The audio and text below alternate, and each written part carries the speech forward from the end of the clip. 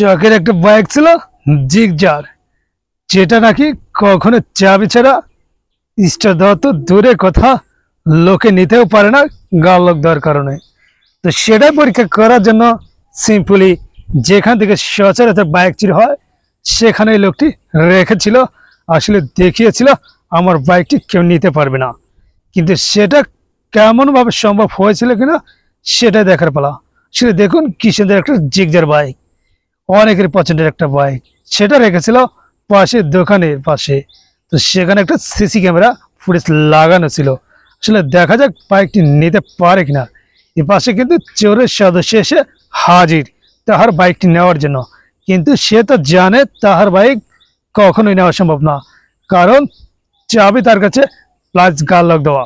কিন্তু এখানকার চোরগুলো জন্য এতটা বুদ্ধিসম্পন্ন ব্যক্তি সেটা কিন্তু কখনো সে জানতে পারেনি।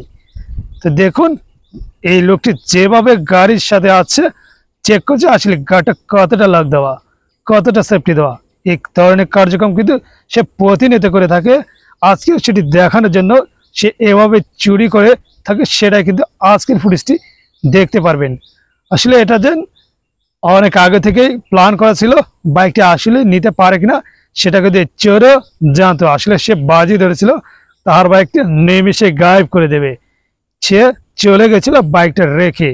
অপর পাশে কিন্তু লোকটি ঠিকই চলে এসেছে চোর দলের সদস্য ব্যক্তি, অর্থাৎ যাদের সাথে সে বাজিবাদ করেছিল তাদেরই লোক সে। কিন্তু দেখুন এ পাশে কিন্তু দোকান, জাস্ট এই দোকানটি অফ দেখে দোকানের শাটার সামনে বাইকটি রেখে সে চলে গিয়েছে।